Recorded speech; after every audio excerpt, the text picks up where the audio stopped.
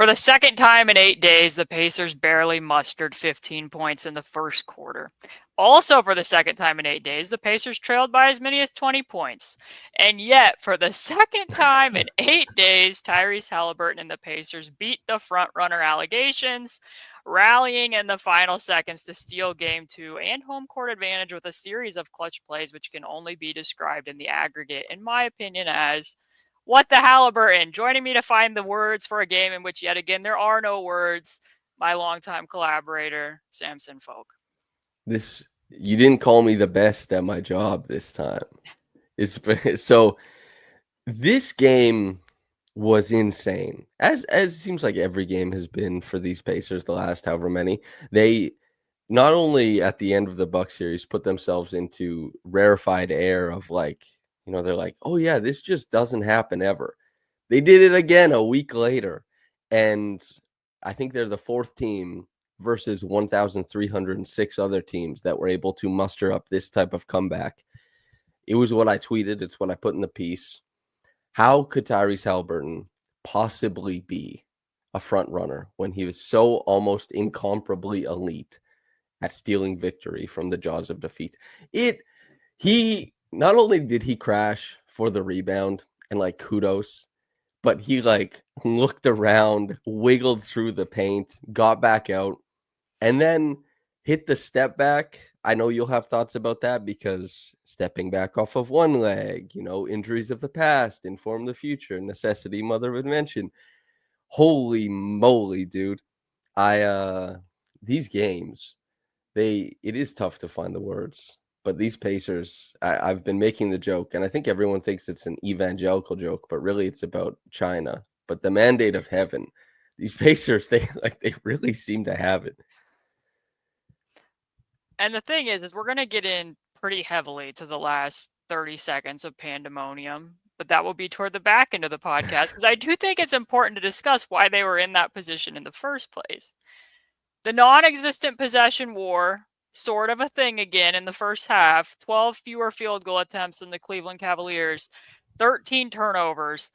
One thing that's kind of a pet peeve of mine is when you look at a number of turnovers, and I think that the default too often is, well, they just need to take better care of the ball. They're just being sloppy. They're not playing hard. They're not playing with enough force. And some of that applied. But I don't think if you don't review it and figure out what is the reason for what is causing the turnovers, then it's a little bit harder to correct it because this could be done because of spacing. It might be because somebody's overextended beyond what they should be doing. When you were watching the Cavaliers load up in bulk in terms of quantity again in the first half, what was your main takeaway as to why that was happening? I assumed it is like that flow. Maybe there's a lesson learned from, I know it's a different approach the way the Pacers tried to break the flow of the Cavs, but going back the other way, it's like trying to stop flow, trying to inform change and just shake things up. And it was, we've seen this Pacers team as much poise as we've seen late game. There's been a couple games at the start where they just don't have the intensity or attention to detail. I know these are a couple platitudes I'm giving rather than specifics, but it seems that way that when the ball finds them, they are kind of glued to the constant motion. They want to continue to, be loyal to that offensive process when in reality, sometimes it might be better to punch through, to go be aggressive in a different form. And the Cavs, when they load up, they're trying to challenge that sense of like, let's say, duty to the overall offensive hierarchy that has to be subject to change against different types of defenses. And obviously it did change as the game went on. But I think early on it was that. It's just changing form and flow. I thought it was two main things. During the game, I referred to the 50-50 balls as 80-20 balls. That Oh, was dude. certainly part of it.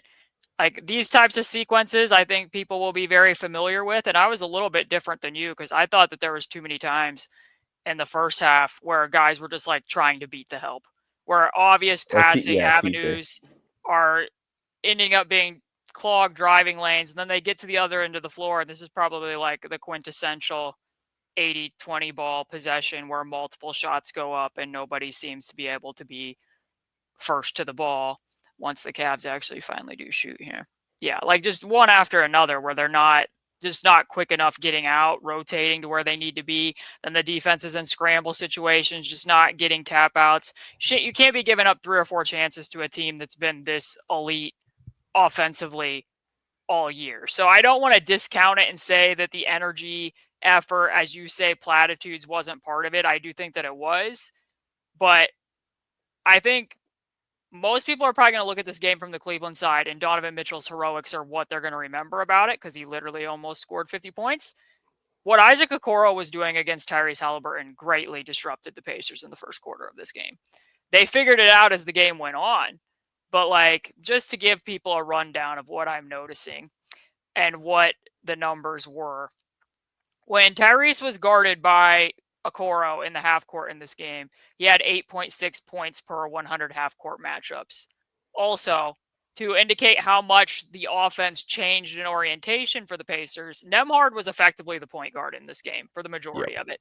32 ball screens for Nembhard compared to just 14 for Hallebertton. And you and I especially raved on the last podcast because I was like, how many teams can have Tyrese stand in the weak side corner for an entire possession and pack that many actions in flow out of reads and still get a corner 3 out of it without him even being involved? Well, in this game, it was a little bit more extreme than that, where literally he has a shadow the whole length of the floor to the point where Ben Shepherd is a point guard bringing the ball up. And then I pointed this out this morning, like Okoro's face guarding him while he's standing on the logo. Like that's to the extent that Cleveland was guarding him. And to Nembhard's credit and Miles's credit, they get into screening action here. It ends up being, kind of a semi-Gortat screen because Miles screens Nembhard's defender on the roll, and he's able to get into the basket. That wasn't the case for the entirety of this. Here they're trying to get into stack so that Tyrese can get free of Okoro as his shadow. And when he gets out of it and they make the kick out to Obi, you can't even get into the uphill handoff because he's being denied. And now it's just a bunch of broken plays. Nembhard in the role of primary point guard had 8 turnovers. That's too many. Another example of how disjointed they were, like this is a play that I can let people know they call this C. Typically, this would be involving Pascal Siakam, but Pascal isn't on the court right now. Nembhard reverses it to Nesmith for Miles to set that touch screen. And the other way that the roles have been reversed is normally Miles would be the person at the top of the key. And this is how the Pacers were so effective in the playoffs last year, with Pascal's post-ups being the most efficient action of any in the entire NBA, because Miles is bigger on the perimeter. He demands attention when he's standing on the perimeter, so the big's feet typically aren't in the paint. He can make those post-entry passes over the top when you get that seal switch. I mean, if he can't, then you can reverse it to the wing, and you have a perfect angle against the switch to get him the ball. Nembhard can't make that same pass. They're still denying Tyrese, so Tyrese is trying to screen your own thing, and then it's a really errant post-entry pass. That's another turnover. Empty side, really can't get anything between Nembhard and Miles there, stuck in mud, not getting the entry until Nesmith kind of has to break it. Tyrese eventually ends up screening Merrill so that he can get Okoro off of him. But this is a really telling possession as far as what we're going to talk about later with Pascal. Pascal's being guarded by Dean Wade. And if Tyrese originally had Okoro and Pascal's guarded for the majority of the game by Wade, they didn't want to use a lot of screens between Tyrese and Pascal because that's too much length for Tyrese to have to deal with, which you could see at the end of this possession where he's not able to clear his hips. And now Miles is literally throwing up a slingshot with seconds left to go. As far as I'm not going to be too snarky about it, but like Kenny Atkinson talking after the game that the Pacers were doing a lot of fouling and grabbing again. This is the last second play at the end of the half. Tyrese is, grabbed the entire time, where he's incensed to the point where Miles has to go get him before halftime. Then when you get into the fourth quarter, after you're seeing all of that, because in my opinion, that was kind of the biggest reason why a lot of the disjointed turnover, as good and as much as you and I appreciate Nembhard, that much of the offense having to be run through him because of what else was going on, changed the game quite a bit. Then they're having to get in the fourth quarter, and at the beginning it wasn't all that much better, although Nembhard was making some pretty good skip passes. Credit to Mathurin for salvaging the play. Eventually, it ended up being that Nembhard was even just throwing deep bombs into the skip pass. But within the last 3 minutes, I thought they found some stuff, which I'll let you react to that big glob of stuff before we look at some of what I actually thought worked pretty decently. The Nembhard stuff is obviously a big thing because you and I obviously spend a lot of time praising Andrew and his capabilities as that second point guard and the ability to paper over defensive weaknesses. However, it's because he is the counter. We don't get to pay as much lip service, I think, in the immediacy of it to the quiet professional aspect of Tyrese's point guardism. You know, like some people talk about like point guard of this era and stuff like that because he can procedurally run through so many things, make the right decision so many times. Andrew, to get so much of the ball is a very tough thing, and to replicate the offense that's coming forward is a very tough thing. As much as we can find pockets where it works, it's still a huge ask, and especially when this Cavs team, they're limited offensively right now in some regards to their guard defense, but playing a Okoro more unlocks a lot of defensive utility. That is the way that the playoffs always work, is that an injury in the playoffs is never as damning as people usually think it is, because it completely changes the geometry of how teams are going to attack things. And as it turns out, like a lot of the great offensive guards in the NBA today are not good defensively. A lot of them struggle. And if there's room for Okoro to step in, and especially since the Pacers aren't going to have so many opportunities to think about how they scheme off of him on the other side, he's going to be like a great knuckleball. And we saw that. I thought, yeah, to your point, like Okoro, I thought did a fantastic job. We're going to talk about how Tyrese got loose late, had a couple threes in the fourth quarter. Pacers had to work really hard for it. It felt like they stole another one, but yeah, the Siakam stuff too, which we'll leave for later, but there's some oddities there. Yeah. So real quick, a couple of the solutions when they get into the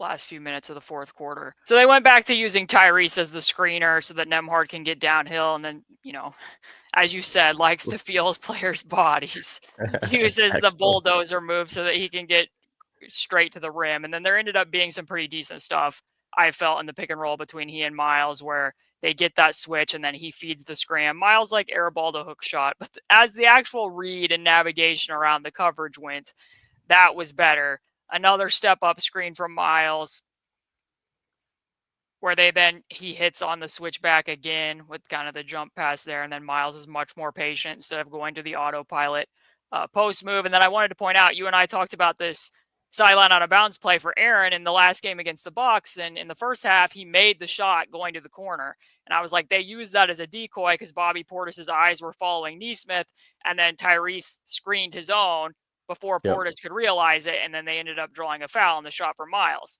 They went back to that same play late in the game when Tyrese was being face guarded to the extent that he was. And when Aaron turns that corner and Tyrese tries to come off and is still getting pushed, it was effectively like a Ricky action off ball screen, rescreen for the same player so that he could catch it downhill into space and then be able to get all the way to the rim. So I thought that was another effective look at it. There's a few more things that we'll get later too in the game. But as you're talking about Nembhard and more of him getting more of the ball, there was an effect at the other end of the floor too. Because when Nembhard's having to use 32 picks and is having to initiate, to this degree before they found some of those hacks late in the fourth quarter, he was Donovan Mitchell's primary matchup in game one. And not that they exactly contained Donovan Mitchell up until the last few possessions, but they certainly didn't really contain him in this game, which meant Nesmith had to take on. He had 23 half-court matchups against him in this game compared to only 5 in game one. Mitchell scores 56.2 points per 100 while he's defending against Nesmith, which was a much higher mark than Nembhard. And there was kind of this pattern during the regular season where if it was a game where Tyrese was out and Nembhard was going to have to run primary, they're down in Atlanta, Nembhard's not guarding Trae Young because they can't be expecting Nembhard to be guarded by Dyson Daniels and also be guarding Trae Young at the other end of the floor. So it is, like you said, like Okoro, to a certain extent, allows you to play a little bit more 5-on-4, but not if he's taking out, at the other end of the floor, the impact that it was having and how the Pacers were running their own offense. So robbing Peter to pay Paul, I believe is the term. My friend Kai, he said that to me today, and I was like, God, that's such a good saying. Made me think of it. It is, I guess, do you want to focus in on Nesmith's defense? Or like the problem-solving aspect of Donovan Mitchell as he scored 48 points and ran what was your What was your first blush impression of what the defense was against Donovan Mitchell in this game? Since we spent quite a bit of time talking about the fact that it was kind Okay. of a return to the guard your yard scheme in the prior game. I'll Your say thoughts? I actually thought the defense I thought was better than the outcome. That doesn't mean it's good necessarily, but it's better than the outcome. Sometimes you got to tip that cap. Donovan Mitchell's relentlessness, imagination, and creativity as a driver in the first game was strong. Last game was almost like a savant. His comfortability with physicality to push through two spaces, the sheer amount of like shoulder angles, like shoulder slots he was able to make layups from to absorb contact and finish. The way he worked, and also you want to talk about Nemhard, who is like so good at the bump, slide, step around guys in motion. Donovan had like 3 of those in a contested lane last night. I just he was so impressive in like his first step and like having that burst to get downhill and the control he plays with. But man, the shot making was at a high level. The pace was at a great level. Like he always seemed to be going at the right speed. He was so utterly dominant as a physical guard despite being undersized relative. Like there's things the Pacers can definitely do, but Mitchell, I'm more of after that game, more of like a tip your cap kind of guy because I thought he was unbelievable, sublime. Yeah, I mean, it wasn't entirely to the extent of what game one was, in which my impression after the fact was the Pacers were willing to try to take away the passing avenues to whatever Mm-hmm. degree they could, bank on he and Jerome being score first, and that they would run out of gas by the end of the game. I still think there was a fatigue element to this by the end of the game because of his overall shot volume and what the Pacers were doing. But the Pacers also tried a lot of different things. So in the third quarter in particular, what was your thoughts? Because there was like a handful of possessions where they put Pascal onto Jarrett Allen. And while most of the first quarter was absolutely dreadful for the Pacers, I actually felt like Miles Turner's pick and roll defense in the first quarter was quite good, Yes. especially with his hand activity, some of his bluffing in the in between, so he would still have time to get back to the roller. In the third quarter, it felt like they just wanted to show a different look. So they end up putting Pascal onto Jarrett Allen, and Donovan Mitchell's getting downhill fairly easily on the split, although there's a deflection. And then there was kind of some stuff with Pascal, too, where when the shots do go up, he tries to get behind Jarrett Allen. And then, like you said, for being a small guard, Donovan Mitchell was pretty relentless, not only with his driving, but also sometimes with his crashing. Yep.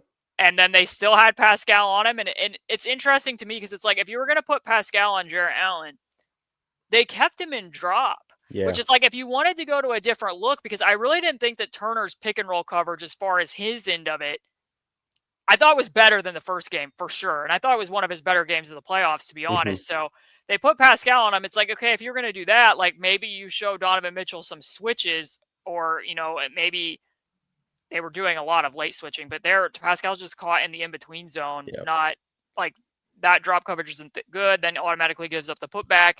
So now they tried Aaron Nesmith on Jarrett Allen so that they could keep Miles low and still have a rim protector back there, which I haven't seen them try this type of scheme in almost 2 years. They went away from it because they kind of felt like the roaming big, it was peaking at that time, and they were like, there's too many counters where a lot of teams will just, if they want to get Miles in action, they're just going to use his guy as the screener anyways. So they didn't really use Miles as a roamer much at all last year, or really this year either.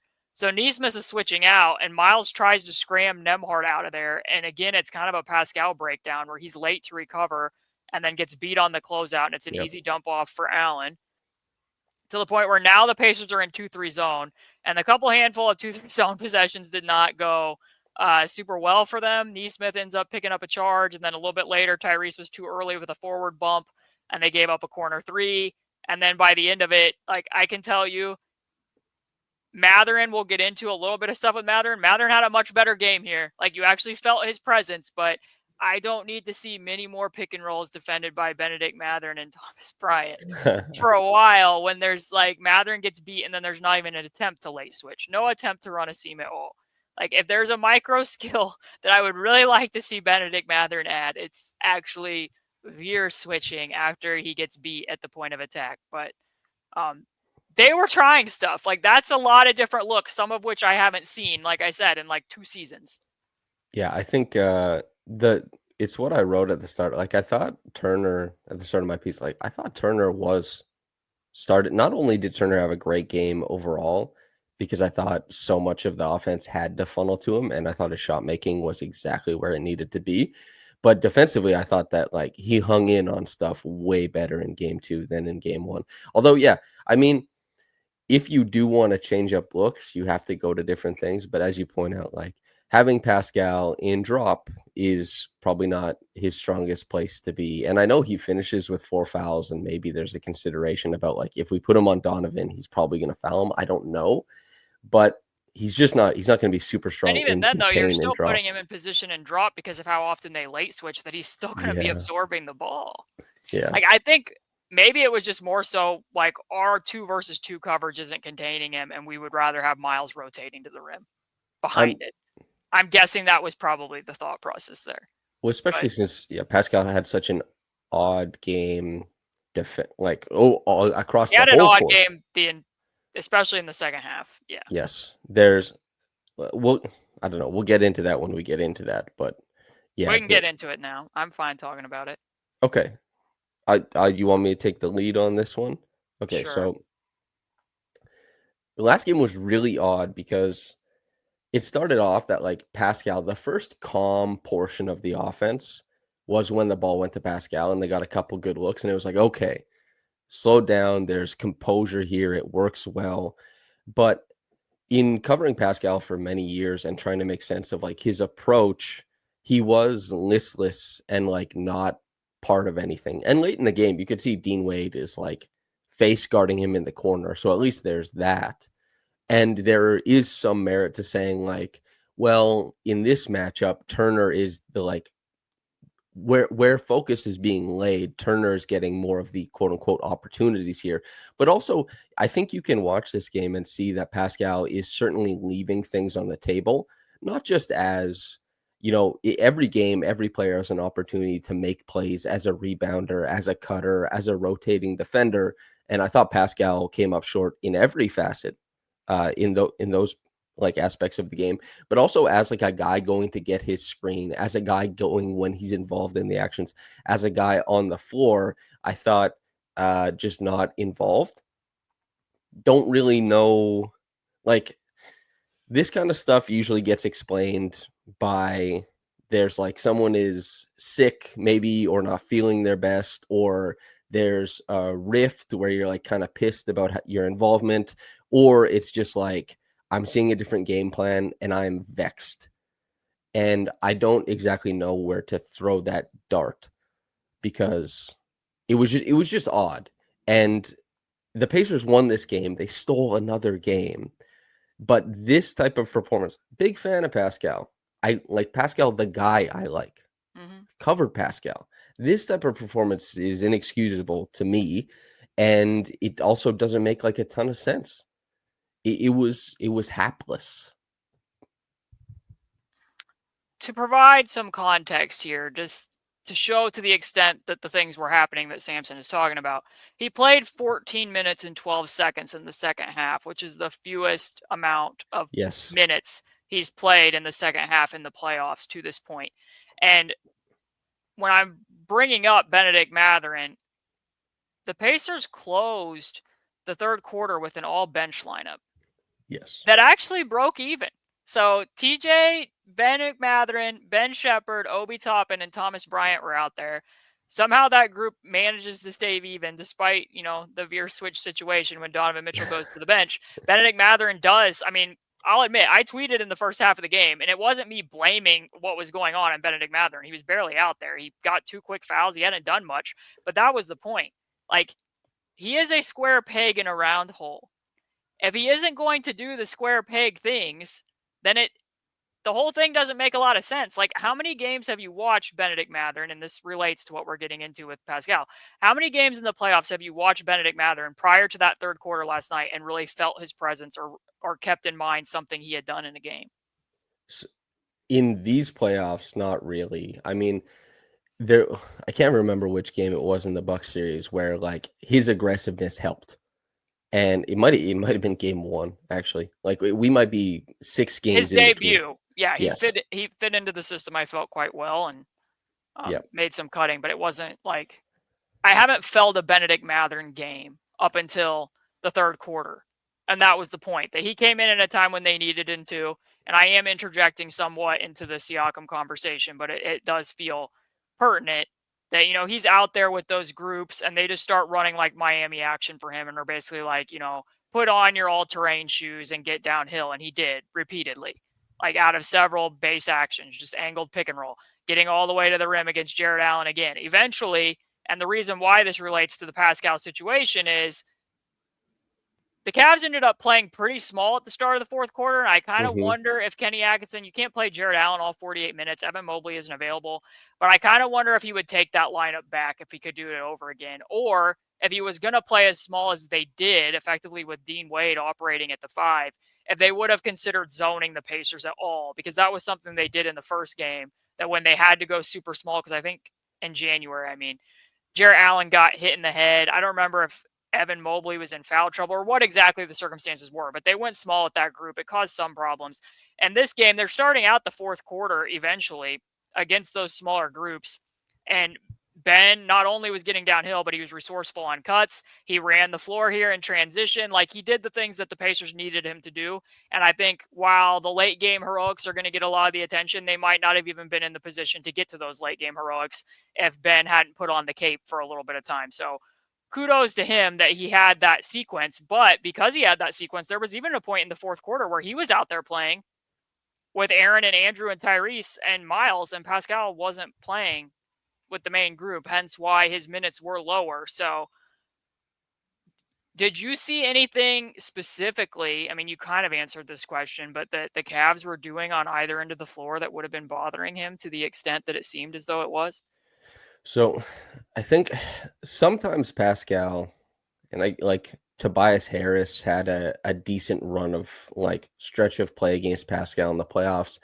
Sometimes it is like a big wing like Dean Wade can actually give him trouble. And he should be able to beat Dean Wade, but also he's not a huge feature of this offense.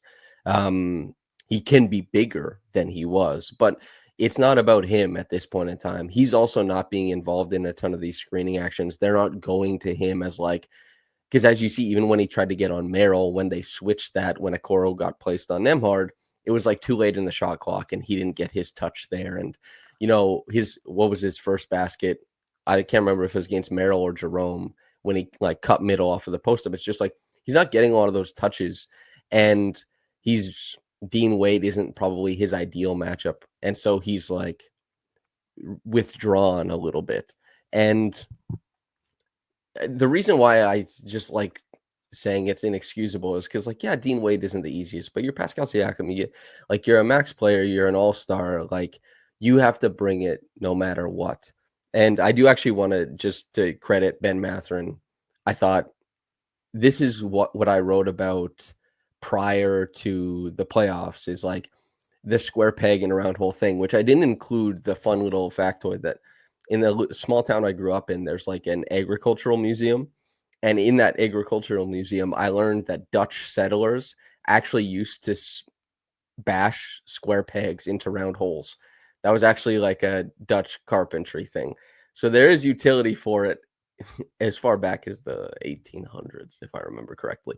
And so Ben Mathurin was a Dutch carpenter, and it worked in this game. And his aggression was so important. And in a way that, like, to juxtapose it against Pascal on the catch is like he looks hesitant. The big thing that I noticed is Pascal, he doesn't even want to dribble out of the backcourt. When he finally did, he got the end one. He missed the free throw late in the game. But if you watch him get the ball, he's not trying to advance it quickly. And I know there's some merit in like get the ball to the point guard, but like he's holding on and putting himself in like more dangerous positions in the backcourt because he won't like just advance the ball to a clear open space on the floor with his dribble. There's just was a weird passivity to his game. And Mathurin was the complete opposite. Like Mathurin went toe-to-toe shot making with Donovan Mitchell and lost. But that's Donovan Mitchell. And if Mathurin didn't do that, who was going to do it? Perhaps no one. Kenny Atkinson said his only regret of that game was not playing more players maybe that's what he meant. Like, that's a kind way of saying, maybe I should have went bigger there. Maybe I should have had more size on the floor. Because Mathurin, as a dive man, as a cutter, as a willing driver, he tested it and he beat it. So I just like huge credit to him. And the Pascal stuff just weird as hell. Tough.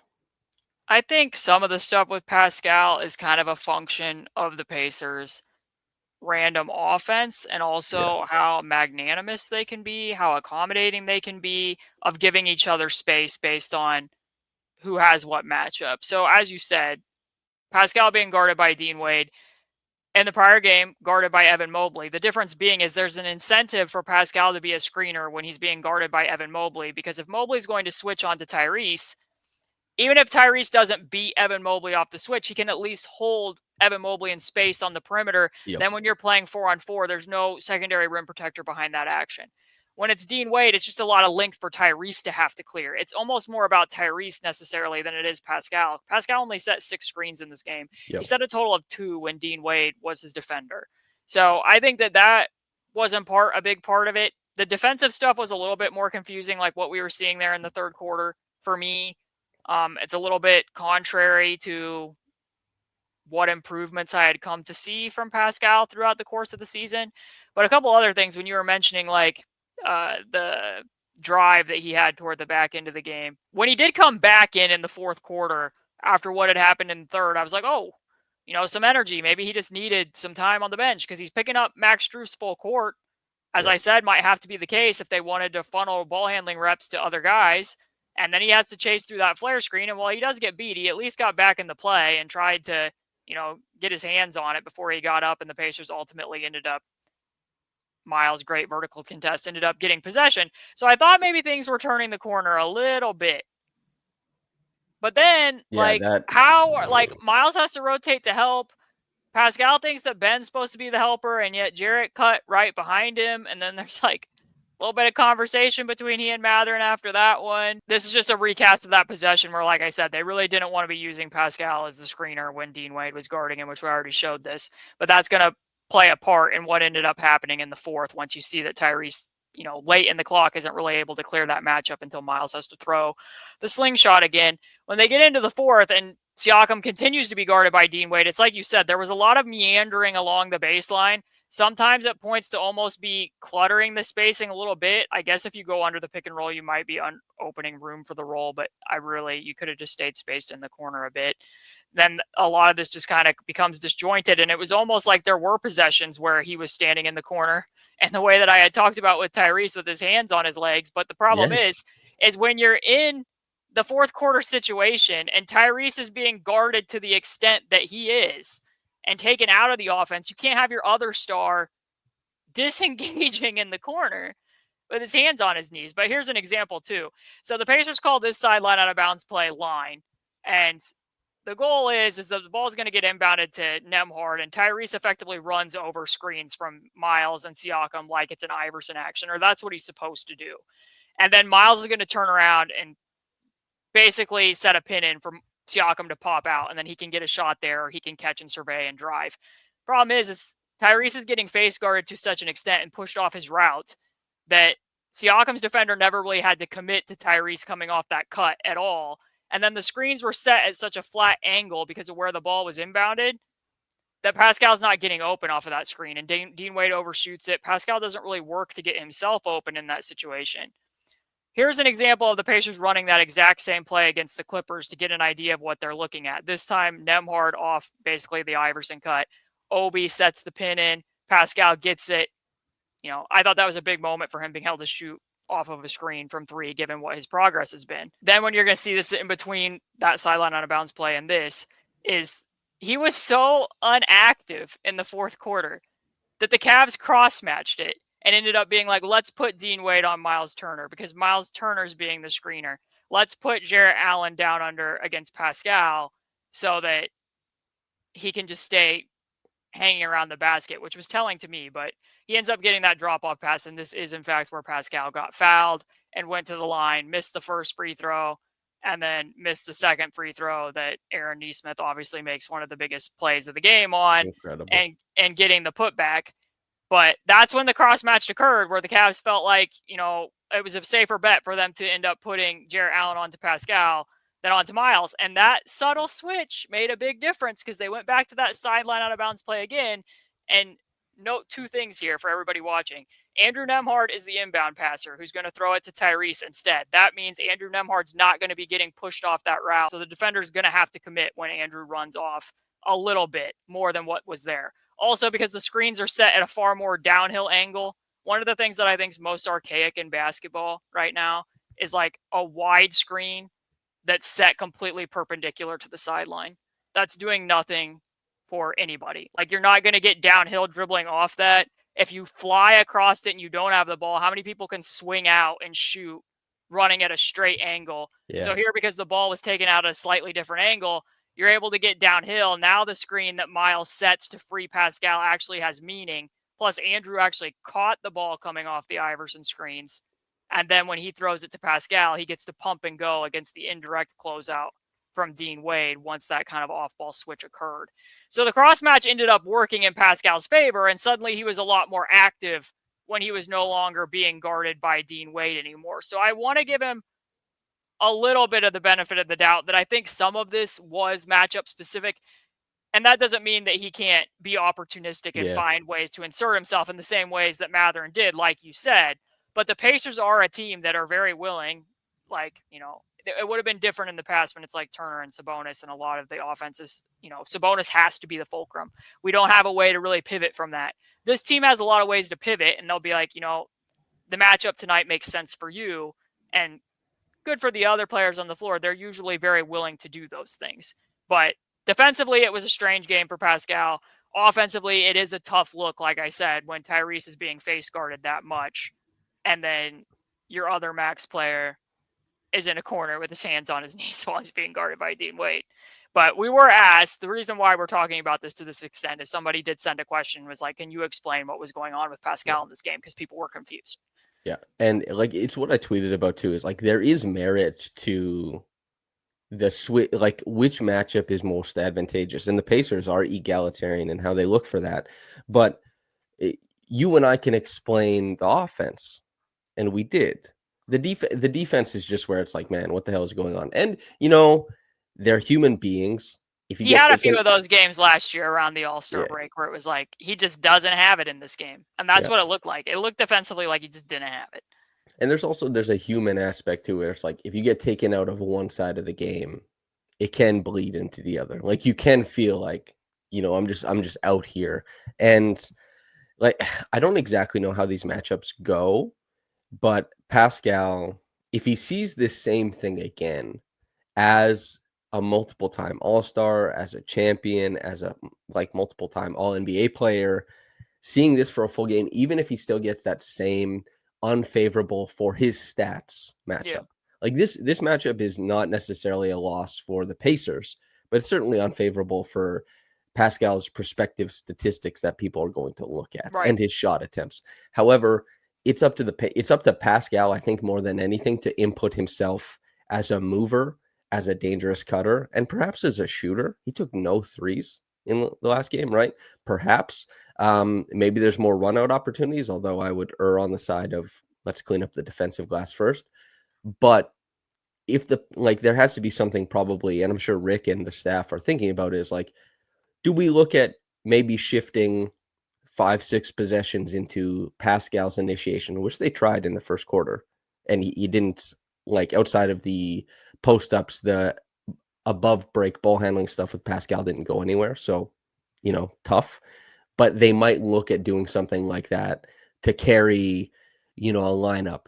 But he might have got those possessions, but it was an all-bench lineup that he wasn't part of. And he only played 29 minutes. And part of that was because of the lack of efficacy as a defender. So there's things that can swing the right way. But there's some answers here, but not completely. And I understand why people are wondering about it, because it's been a couple quiet games for Pascal. He's the max player on this team. And he was the best player on this team for the first half of the season before Tyrese got things going again. It's just, you want to see all these things coalesce at once, because if the Pacers are going to beat a healthy Cavs team, you need Pascal at a much higher rate than what this currently is. I mean, it's definitely an interesting thing to think about that the Cavs were less talented than they would be at full strength, and that the game got harder for Pascal on both ends of the floor because of the absences that were out there. Like Yep. the lineup that the Cavs were playing dictated that a lot more was going to be Andrew Nemhard and Miles Turner Yes. centric. And that's where it went up until the point. Like the one thing that I can't hang my hat on is that it did get better for Pascal when the cross match occurred.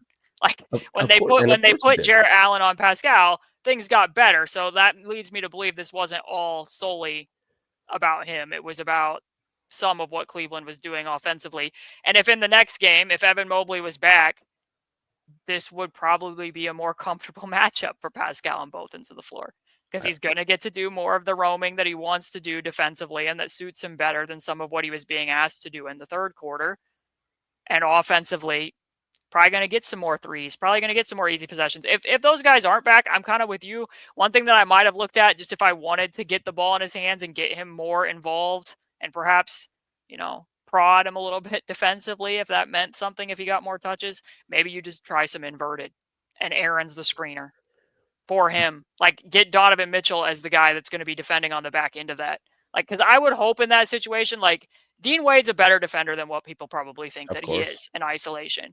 But I would hope that Pascal could be a little bit more effective if that was the screening combination than expecting in the reverse Tyrese to be effective if Dean Wade's switching out to the ball.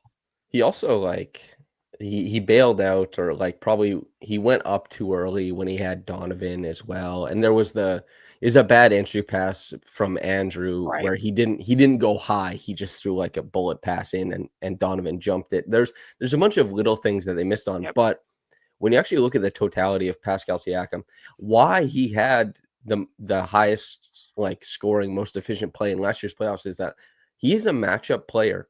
Of course, he can play flow, and he didn't play as well as he didn't play good flow basketball yesterday, but he's a matchup player. And so much of what fuels his offense and the ability to, functionally break other defenses is to go be a screener, because Pascal is not such a good, sticky screener like Steven Adams. He's a great screener at carving out room for the mismatch that he will obliterate. And when he only sets 6 all game, it's just chopping off half of his game. And so he has to figure out different things. This was more of a figure out how to implement myself game. And Pascal just didn't do a good job of it. And there's twofold to that, because part of the reason why he was such a frequent screener in the playoffs a year ago is because Brook Lopez was guarding him and Al Horford was guarding him. Yep. Like when he was being guarded by the 5, he was a screener. And then as far as the mismatch one, like when I pointed out that C play, which is the Siakam play because he is so good at using, as I call it, hand-to-hand combat to get the switches that he wants on those seals. The geometry of the floor normally is that a guard is in the weak side corner, sometimes lifting up from a flare screen, which means there's not going to be any help, and Miles is above the break throwing him the pass. And this game, it's like, okay, well, now Miles is the person getting the switch. Andrew's above the break, and Obi's in the corner being guarded by Okoro, which, it's interesting to think about how a few people being out can change so much of what a team does and how they have to orient things. Just the NBA is incredibly talented. Just incredibly talented. Even players who seem like they're not as offensively talented, if you get that's what happens in the playoffs all the time, is you unshackle the mind of a role player and you say somebody's injured, you just have to get shots up. They're an NBA player. Dean Wade sprinted off of a handoff with Donovan Mitchell directly into a 3 that he made right over top of Pascal Siakam. That isn't a shot he's taking under normal circumstances, but these are NBA players. Gary Trent Jr. had the 4th highest box score plus minus of the first round. It was just anybody can get hot. And also, the guys farther down the depth chart sometimes have higher defensive utility. And if you get that hot shooting game, they can have more impact than a star. But that doesn't mean that they're impervious to, game plans that stars might be. It doesn't mean all that kind of stuff. It's just one game. It's a great league. Wow, basketball. It's a high level. two things left that I kind of wanted to touch on, and they're related. We're going to look at the fun pandemonium of the last 40 seconds and kind of react to what was going on after this long, extended, not so great conversation about Pascal Yeah, Siakam. also, like, as a quick, we belabored that point. My apologies to Pascal, but I think we belabored it because he had been so steady for so long that it was like, oh, what the hell? So anyway, And Pascal, my at least apologies. on my side of it, to give him a little bit of the benefit of the doubt, to explain to people like these things changed. And to be fair, I I write at patreon.com/basketball she wrote, and when people give me questions, I do attempt to answer them to the best of my ability. So that was asked. Moving on.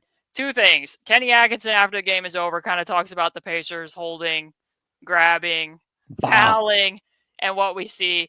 I want both of us to address that just very briefly, and I can go first because when this happened on the Pacers side during the Knicks series, people can go back and watch that YouTube video and they can look at the comment I wrote in the comment sections of that YouTube video. I have no interest in being a ref analyst. I'm not going to sit here and audit every call that was made. I can tell you that there was times where I noticed, hey, Okoro has two hands on Tyrese. Okoro has completely dislodged Tyrese. There's grabbing going on. That's kind of what the story of the playoffs has been, right? Like, there's been increased physicality. In fact, the very first story I wrote about for this season was a quote that Rick Carlisle gave that a coaches meeting occurred where they were told this is going to be a more physical NBA. It's something that Tyrese spent probably the first 2.5 months, in part why he struggled to start the season is because he had to adapt to that. So Someone asked Rick about that early on in the season. It was me. And he was like, this is terrible. Yeah. And point being is, all I'm going to say is, when we're rewatching these last 40 seconds, I'm not going to be heavily focusing on that, because if I did, Samson and I would be sitting here all day deciding if the ref made the right call on every possession, and that sounds like a miserable existence, almost as miserable as relying on officials to help you win games. But if you want to weigh in on this before we look at it, feel free. Yeah, in my own market of coverage, not my second home, where this is real beat reporter work that I'm doing, writing after every game. I have a saying where I just say, like, no ref talk. And the crux of it is that I think trying to, I guess, audit referees is not how I enjoy basketball. And most people, and it's gamesmanship. Like, Kenny Atkinson's a great coach. Rick Carlisle's a great coach. These guys, like, part of it is gamesmanship. You got to berate the refs a little. That's what it is. And star players who berate the refs typically get better calls too. It's like, be annoying. Greasy or squeaky wheel gets the grease, whatever the hell it is. However, you and I do not have to participate in boring gamesmanship. And as cathartic as it might be to sometimes say, the refs, the goddamn refs, I don't think it's compelling. So I don't care about it either. You know, on a side note, I hadn't been to a high school basketball game in a long time after spending 12 years of my life and watching like 80 Mhm. high school games a year. I went back to watch one like a year and a half ago, I would say. And my grand takeaway was I kind of wondered, like, how many people come to this game solely with the intention of taking out their rage on referees. Yeah. But then again, like, I guess that's kind of probably a difference, because when I go to a high school game, there's 2,000 people in a gym, and you said that there's like 25 at your games. If we're lucky, 25, it's probably like 6. Saskatchewan is not the hub of basketball that Indiana is, despite being known for its agriculture, despite being flatlands, despite It's not the agrarian economy of buckets. no. There's a lot of NHL players who come from Saskatchewan. I played against a couple guys who went to the NHL growing up. I Every time I talk to you, I learn about a new sport that Samson played. played How every sport because there was how are nothing you else to playing do. all of these sports at once? There's curling, there's lacrosse, there's hockey, there's basketball, there's baseball. Am I missing any? Badminton, track and field, volleyball, everything. Because what the hell else are you gonna do? You just play sports. Uh, yeah, I grew up in a small town. There's nothing to do. Actually, there was But you're rampant. playing all of these competitively at once? Yeah, I'm not gonna be humble. I'm a good athlete, just play sports and But have there's not fun. enough days in the year for all these seasons. Were you literally on multiple teams at one time? Yeah, of course. I actually ended up That having wouldn't to be choose. allowed here. You'd have to Really? pick. In a Oh fall wow. sports season, how are you going to practices for multiple games? For I, multiple teams? there's 7 days in a week, I guess, right? They also like I don't know, sports was kind of like one of the big features of the town I grew up in, like rampant drug use, yes, but also sports. And so we always had good sports teams. And I think our principal, who I love, Mr. Cameron. Actually, when I went home to do carpentry with my dad, Mr. Cameron was staying at my house. So I was living with the school counselor, my dad, and the principal, and then there was me, former student. This is all Uh, making sense to me now. So when you were texting me pictures of your sliced up hand, it's because you were living at home with your counselor and your principal. exactly. That yeah, when he got sliced up by sheet metal, because from doing metal roofing. Anyway, played a lot of sports. I don't know how that would ever be accomplished. Like me playing a basketball season, I was at practice for basketball 5 days a week, playing multiple games a week. Oh, I we don't didn't know do how I'm 5 playing another. practices. I don't know how I'm going and like there's no way I could have been on a swim team and a basketball team at the same time. We didn't have a Got to pool. pick.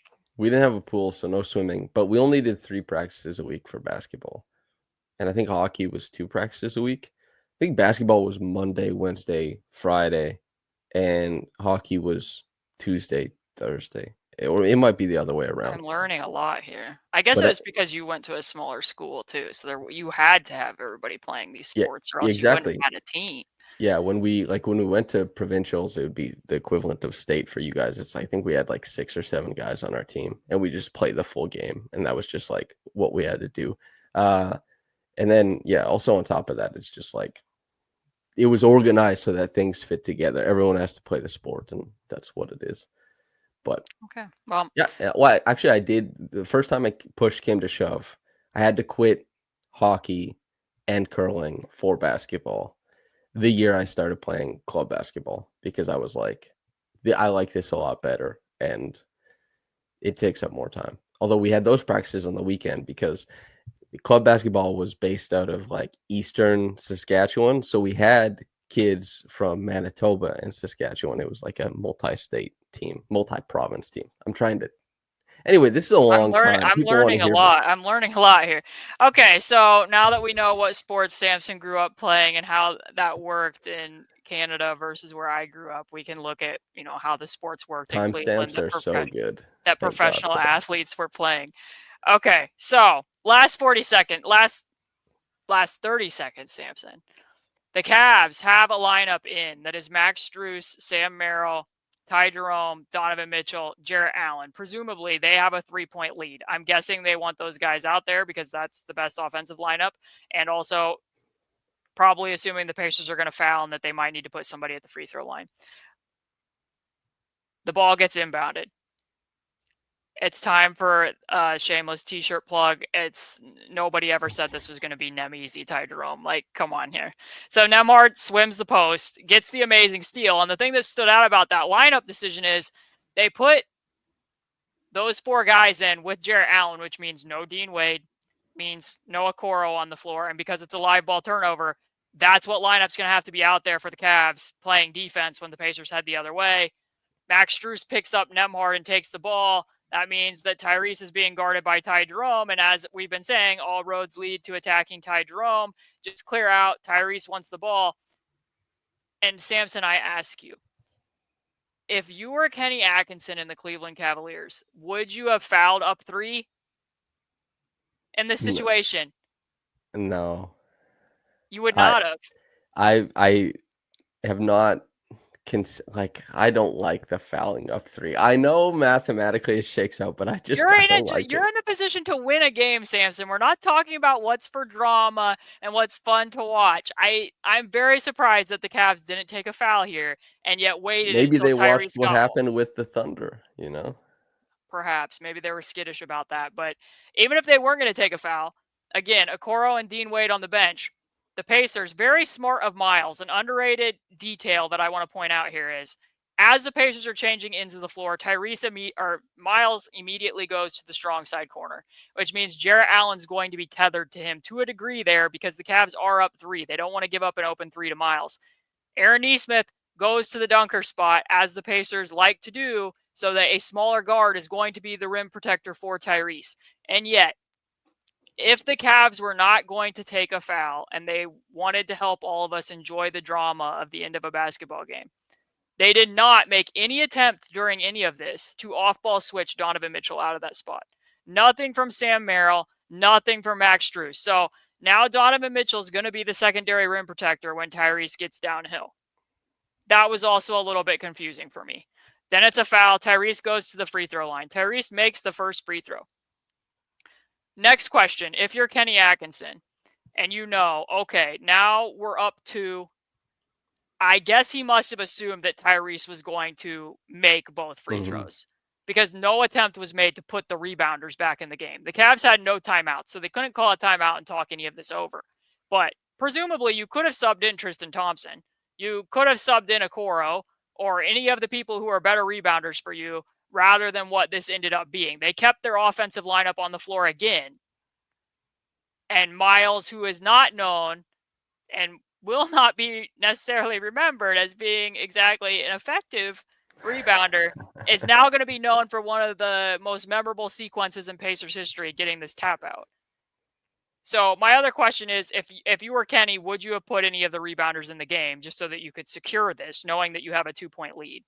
Or would you have been like, no, because we think Tyrese is going to make it and we need our best free throw shooters in because the Pacers are going to foul us? That's question number one. Yeah, so my assumption for all of that is I'm looking at the Pacers scoring like every time down the floor, and I don't see a remedy for that. So I know I have to make all my free throws on the other end. I'm assuming that Tyrese is going to hit this, and I do not want the chance of like a Okoro or Tristan Thompson or someone having to make them on the other end. So I probably would have gone small. I understand the rationale for why this happened. Now, the reason why they were in such a terrible position is because of that loss of timeout. But this is a rock and a hard place to me. And credit the Pacers for seemingly always being able to put teams in this position because their inbounding defense has been like the best of all time over the past however many games, especially late games. I understand why Kenny made this decision. It is a shame for him and the Cavaliers that it did not break their way. It's interesting to me because if you're going to go out to the media and talk about how you felt like you should have played more guys, maybe guys ran out of gas, there's a lot of holding and grabbing, whatever it may be, then it seems to me that the play would have been to take the foul, get Okoro and Dean Wade back in the game and try to get one last stop. They didn't do that. And once they didn't do that, I guess my counter would also be after he made the first free throw, you don't need the timeout. Like I probably would have just put Tristan Thompson in, even if I didn't make other adjustments, because you had just given up Aaron Nesmith crashing for the putback literally less than a minute earlier. Like you had already given up an offensive rebound on a missed free throw from Pascal within the same stretch of clutch play. The entire year, I looked it up, the entire year the Cavs gave up 27 offensive rebounds off missed free throws. They gave up 2 during clutch time of this game. Even if you're like, okay, we don't want to do that because we don't want to risk it. We want our best free throw shooters in. Credit to Miles because he ends up getting this tap out in between Jarrett Allen and Donovan Mitchell. And I guess I did want to think too, because a detail that I noticed here is what did you make of them putting Aaron on the line and leaving Pascal out? I assumed that it's so that Aaron is in a better position to press the inbound and that Pascal can be a hawk at the back. I assumed that's probably why that was there. So there we go. Miles gets it, which, I mean, to be fair to the Cleveland Cavaliers, this was a very improbable series of events. I've seen the Pacers on the other side of this a year ago. Difference being is that Obi Toppin got his hand on a rebound and punched it out of bounds, and then the Bulls still had the ball, and they ended up being able to get to overtime, as I recall the exact series of events. But, you know, Tyrese grabs it and ends up, as we said, making the step back to the left, which in part he became more comfortable with because of the injury. Him just doing a lot of stuff that we haven't seen before. The Cavs don't have a timeout. Game over. Pacers win. As soon as Tyrese took that shot, I was like, oh, this is going in. I've been conditioned by this team I really, really have. I've been conditioned by this team to expect this type of thing, these types of things, and the sequence of events surprised me. Gary Trent Jr. having the ball roll out of bounds, I was like, wow, divine intervention. Nemhard being able to steal inbounds repeatedly, Neesmith being like, I think I called him the perfectly controlled chaos in the piece that I wrote. That kind of stuff, you never know how it's going to manifest. But once I saw Tyrese pulling, I was like, oh, this is in his control now. And of course, this ball is going to go in. So when it dropped in, I just went, mm-hmm. I quietly watched the game on my computer. I write my piece and I just quietly, mm-hmm. There you go. It happened again. I did not quietly go, mm-hmm. What did you do? I was watching it with somebody else who I watched a game with many years ago when Reggie Miller in 2005 pushed the Pacers to overtime. And I was watching their reaction a little bit more than I was watching mine. I haven't felt like a fan watching basketball in a very, very, very long time. Most of the time, I'm watching this to analyze it, be able to produce this. I have to come up with ideas quite quickly to turn these shows around or what story ideas I'm coming from. So I'm thankful to the Pacers that for a brief 40 seconds in time, I got to remember that at least watching somebody else be a fan of the game. So I'll be remembering that for quite some time, I think, much like I remember Reggie's dunk in that game and other things that happened when they were playing who were the New Jersey Nets at the time. But do you have any other thoughts about things that you saw and witnessed here? I mean, we got another Nemhard steal. We had more Neesmith clutch cult hero stuff, a clutch rebound from Miles. I didn't know I'd be saying that anytime soon. Another clutch shot from Tyrese, as we said, beating the front runner allegations. Tyrese falls directly into this thing. Karl Anthony Towns falls into this too, is that like people hyperfixate and critique players who for whatever reason do not fit like whatever mold of masculinity that the public at large has or whatever. So I saw even in like Tyrese's post-game comments, which were great, getting to say overrate that and also just talking about like, yeah, all this kind of stuff. And he's like, I didn't know we had beef. I guess the beef is on. People still like they overly critique him. And the Tyrese stuff, I mean, there are many in the NBA, there's a lot of guys who are just like, these people shouldn't be idolized because they're just humans. It's good to be a fan, all that kind of stuff. But idolatry, no. Tyrese comes across to me as like a good man. And so from that point of view, I'm very happy to see all this happening for Tyrese because he does get a lot. And I think an outsized amount compared to, there's not a lot of negativity coming from the guy. There's certainly NBA players who partake in that, but just glad to see him on the winning side of things.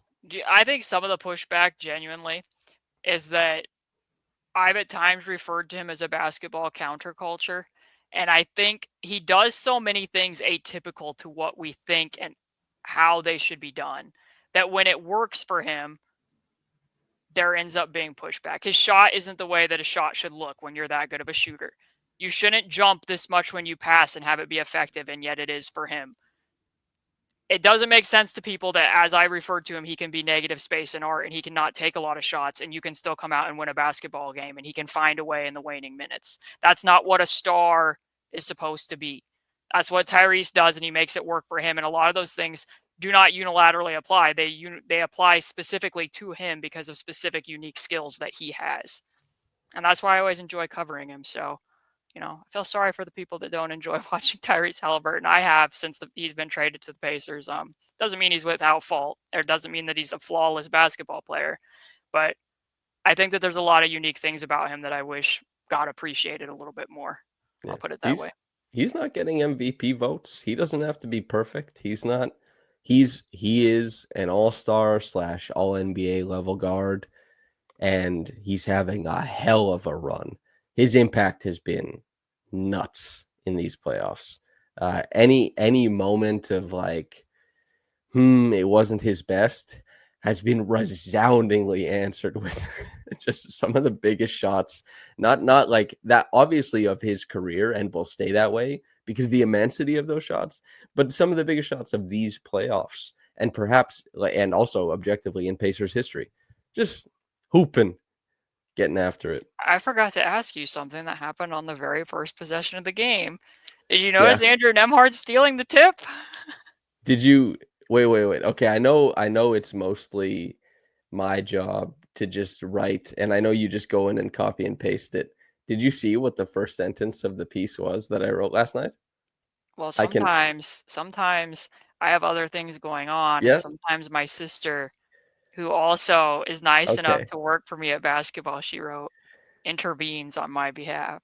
Okay, so this will delight you. The very first piece, the very first sentence, or I guess 2 sentences of last night's piece.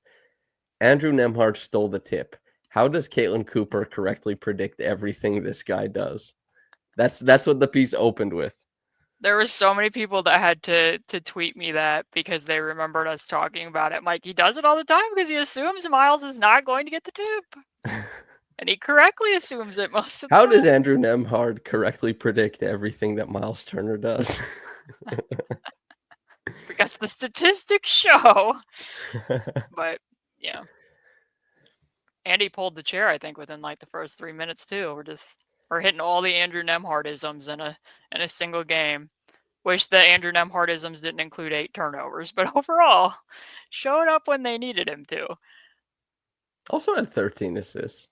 Like, at least it wasn't like 8 turnovers, Let me point out 7 that the points assists. per chance with Nemhard as the ball handler on those 34 picks that he had was quite good. Like, it was efficient offense for the Pacers, despite the fact that he did have Negative the turnovers that he had. space in art or something like that. Yeah.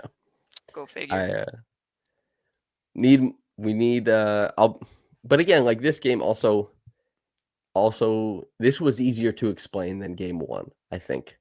It But it's was. still because Evan Mobley's not there, DeAndre Hunter's not there, Darius Garland isn't there. Also somewhat inexplicable, and so much of this stuff can change for game 3, depending on who comes back, what that looks like. I think the biggest question, in addition to the availability of those players, is what is your availability? Because I mean, we're 6-0 when you're available. We're not doing so well when I'm available. So I'm writing on Friday. That's the next game, yeah? Yeah, we mercifully get 2 days off. nice. Okay, well, I'll let you say what you want to say, and we can go ahead and get out of here unless there's something burning else that you had on your mind that you wanted to talk to me about. Yeah. I just read an article wherein college students are using ChatGPT to replace their learning and cognition. I'm ready to go outside, enjoy the sun, and to use my brain to think about things. And I urge everyone listening to do the same, if provided the opportunity. I think you're always provided the opportunity to use your brain to think. Who's to say? We are in an age of anti-intellectualism. That's Fervent. true. That is true. Yep. And anti-earnestness, of which you fight me, but I fight back. Sometimes I just wonder when I say something to you, good, bad, or otherwise, and there's like a 1 or 2 word response, it doesn't feel super earnest. It is as earnest as it comes. I mean those words. There's not many, but I do So, mean them. like when you write, of course, you're meaning like, Of of course. course. No, when I say of course, you have to imagine it like, of course. Like it is like, of course. Usually you're asking for like, do you want to do this? Availability. And I am saying with Or as much sometimes I'm like, this thing happened. I don't really know what to do. And you'll be like, that's horrible. Sorry that happened. I'm like, okay, I guess we're done then. but I do mean that. That is horrible. Sorry that happened. Okay. Well, oh man. you wanted me to explain my position. I explained it. All right. Do you wanna we're getting closer to your like to you doing your impression of The me? impression will happen, good, bad, or otherwise. It will either happen because the Pacers beat the Cavs and they advance, or it will happen because we do our last podcast. And for the people who have been nice enough to listen to us talking through all of these, I have many things planned. As the longer we've gone, I've discovered a lot of mannerisms on your behalf that I feel Oh, jeez. can be mimicked if I must. Okay. I'm really looking forward to that. I'm going to try to emulate your style while I also mimic the Samsonisms. Okay. I'm excited for that. Wait, how long do you think you have in you to do like the impression? It doesn't need to be long. People will recognize it right off the bat. All right.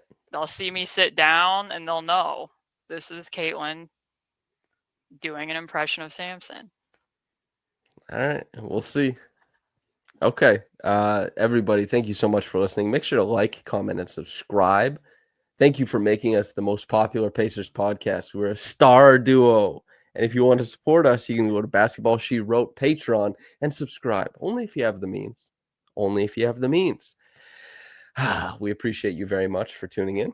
And whether you got into this in the morning or at night, from myself and Caitlin, have a blessed day and goodbye.